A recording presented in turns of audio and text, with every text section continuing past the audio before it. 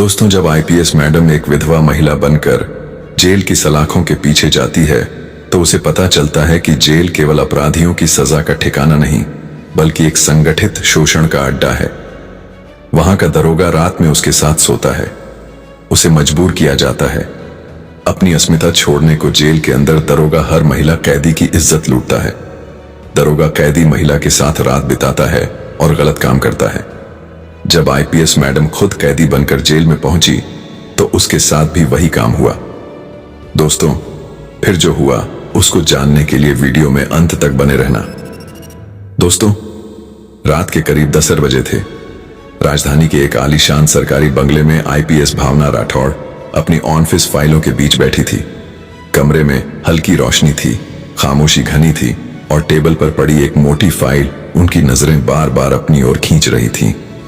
उस फाइल पर मोटे अक्षरों में लिखा था, गोपनीय महिला जेल अनियमितता रिपोर्ट। भावना ने धीमी सांस ली और फाइल खोली। पहला ही पन्ना उनकी रूह को झकझोर गया। दरोगा रंजीत यादव द्वारा महिला कैदियों के साथ यौन शोषण, शारीरिक हिंसा और मानसिक उत्पीड़न। नीचे एक अज्ञात स्रोत द्वारा भेजी गई 2 तस्वीरें और एक ऑडियो क्लिप की ट्रांसक्रिप्ट थी। भावना का मन अंदर तक हिल गया। यह सिर्फ ड्यूटी नहीं थी, यह इंसानियत का मामला था। सरकारी चैनलों से जांच करवाने में वक्त लगेगा, भावना ने खुद से कहा, पर इन औरतों की चीखें तब तक इंतजार नहीं कर सकती। कुछ ही घंटों में निर्णय ले लिया गया। भावना ने एक योजना तैयार की। वह खुद जेल में जाएगी, लेकिन अपने असली रूप में नहीं। वह गौरी बनेगी, एक 35 वर्षीय विधवा महिला जिस पर पति की हत्या का झूठा आरोप है। नकली एफआईआर, नकली कोर्ट, रिमांड सब तैयार किया गया। बहुत कम अधिकारियों को इसकी जानकारी थी। 3 दिन बाद जेल के बड़े लोहे के गेट से एक पुलिस जीप अंदर दाखिल हुई। जीप से कमजोर सी दिखने वाली महिला उतरी। उसकी आंखों में डर था, चाल में लाचारी। फटे कपड़े, सिर पर पल्लू और कलाई से झूलती टूटी चूड़ियां वह थी आईपीएस भावना, जो अब गौरी बन चुकी थी। जेल की पहली रात असहनीय थी। सीलन भरी कोठरी, सड़ी हुई दाल और गालियां देती। महिला प्रहरी भावना ने हर क्षण को महसूस किया, क्योंकि यहीं से मिशन की शुरुआत होनी थी। दूसरे दिन एक औरत ने धीरे से पास आकर कहा, बहन, नए आई हो, ज्यादा बोलना मत।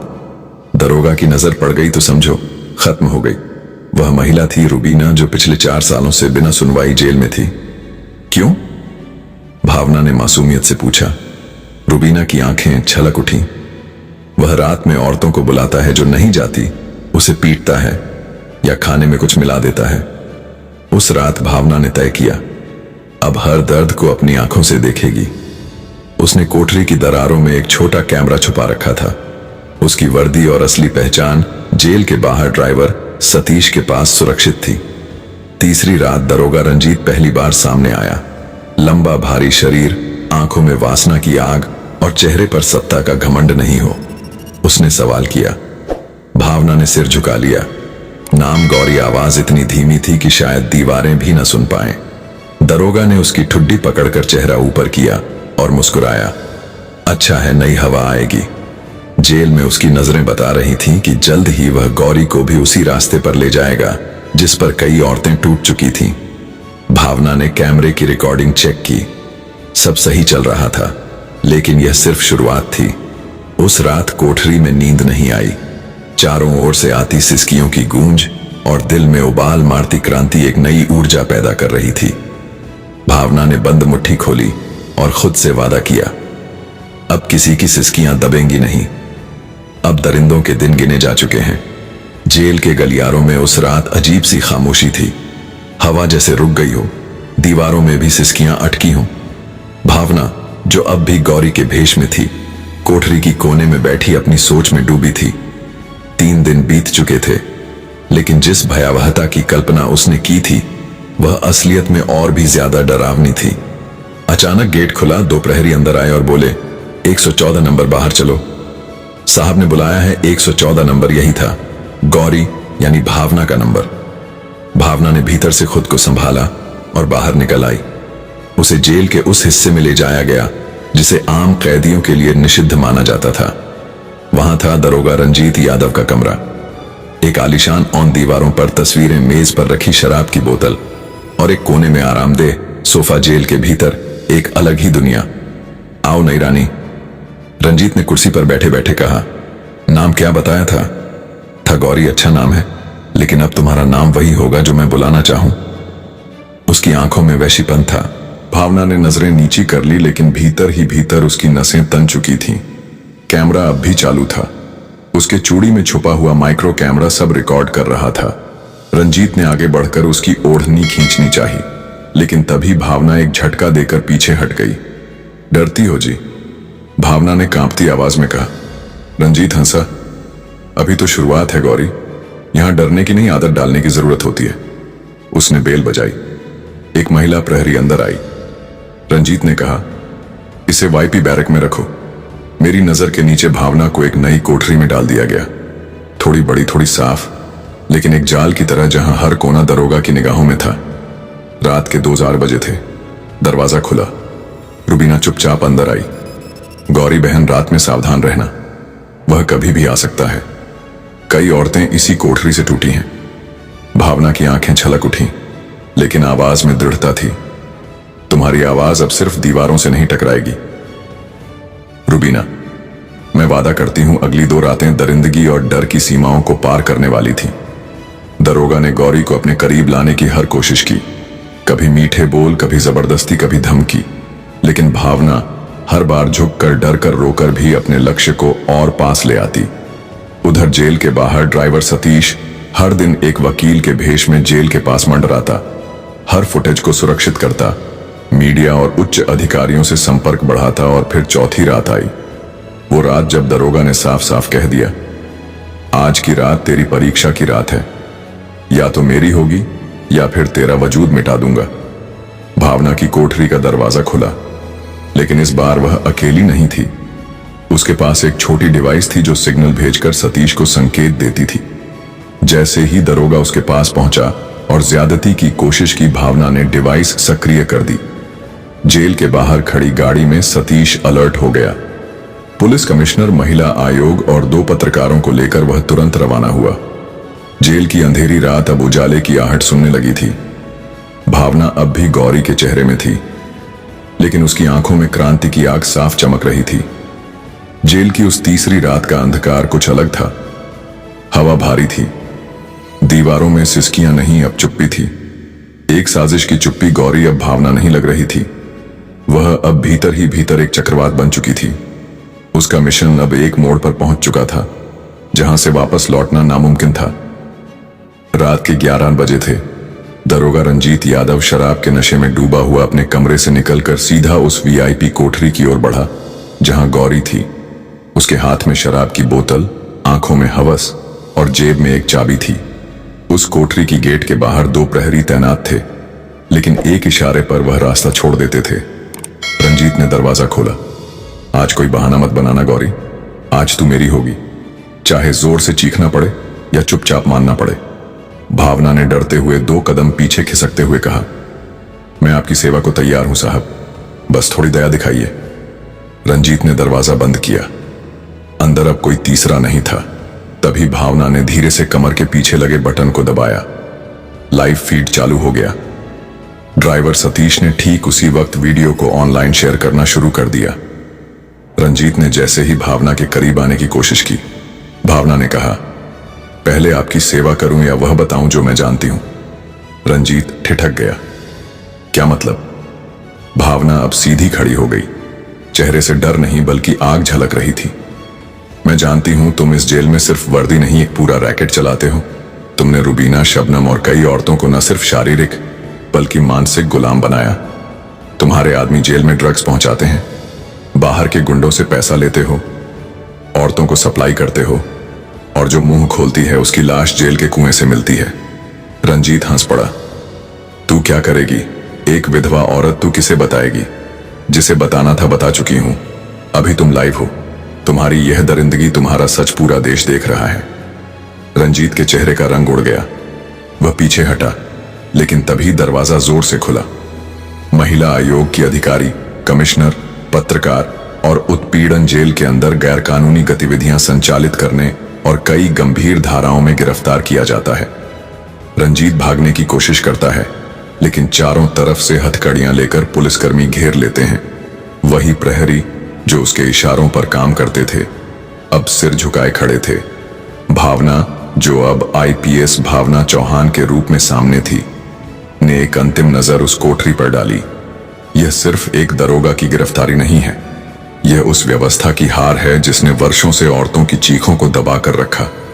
अब हर कोठरी में सच गूंजेगा, डर नहीं जेल। में अफरा तफरी मच चुकी थी।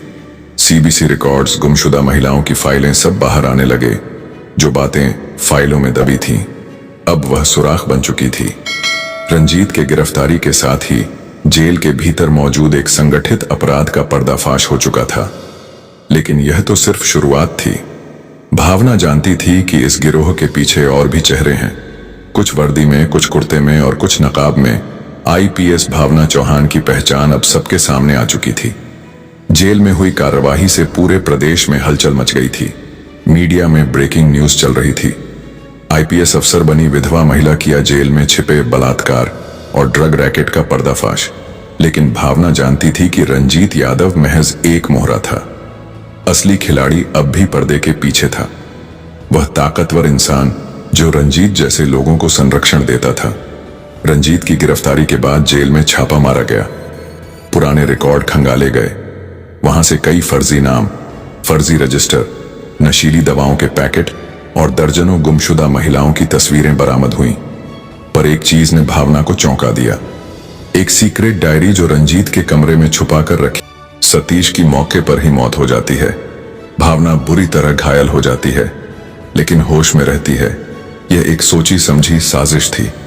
ट्रक ड्राइवर बाद में पकड़ा जाता है और पूछताछ में बताता है कि उसे ऊपर से आदेश था, आईपीएस मैडम को रोकना है, कैसे भी हो। भावना को तुरंत अस्पताल ले जाया जाता है, लेकिन ऑपरेशन अब अधूरा नहीं छोड़ा जा सकता था।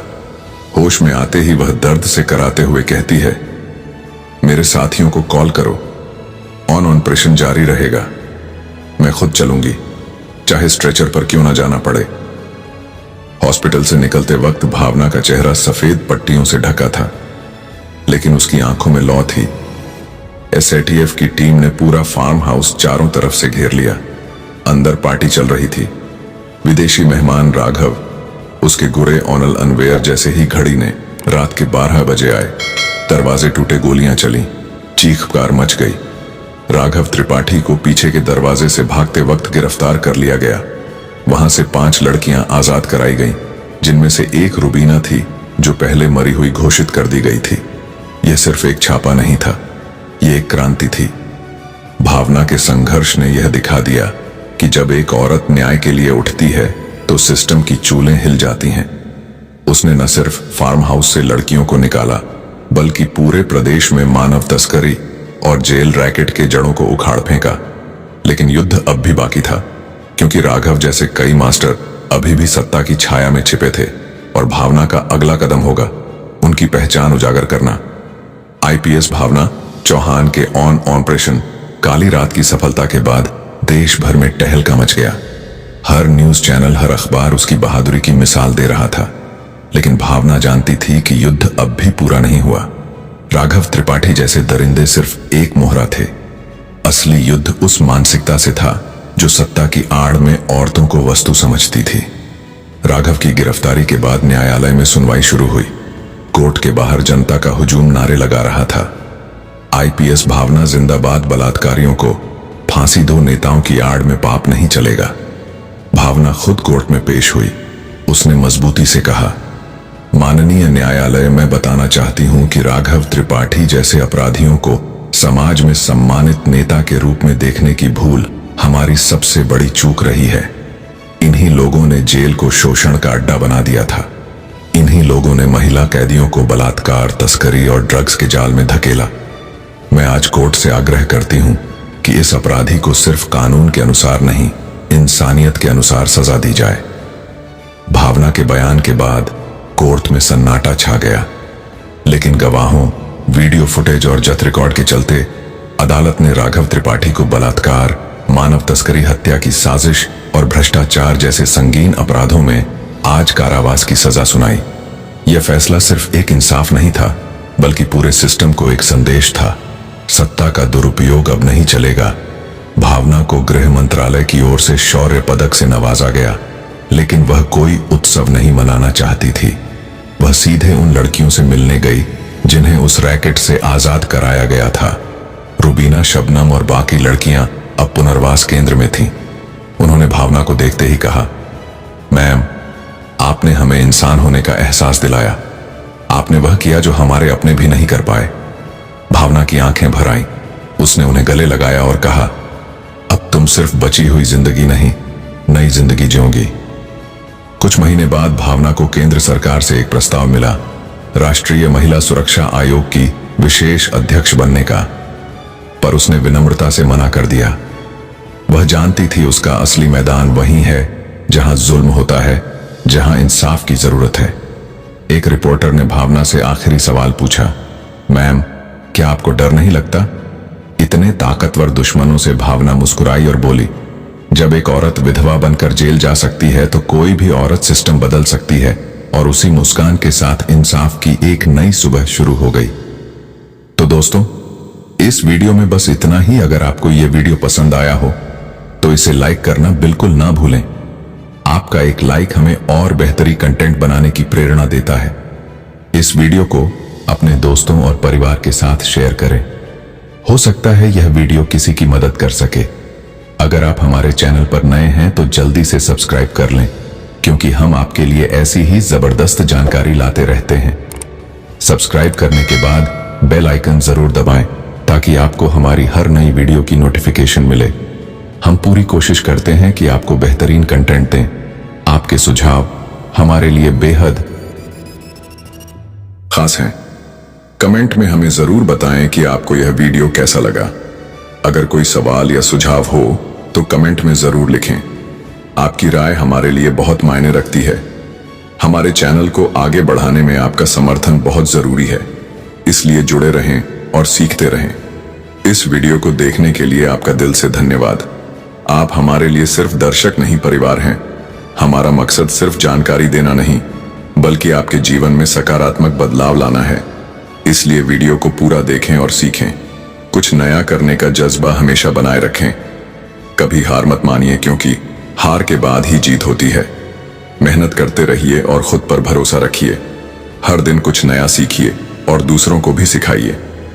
इसी सोच के साथ हम आपसे विदा लेते हैं। अगली वीडियो में फिर मिलेंगे, नई जानकारी और नए जोश के साथ। तब तक खुश रहें, सुरक्षित रहें और सीखते रहें। मिलते हैं अगली वीडियो में। जय हिंद।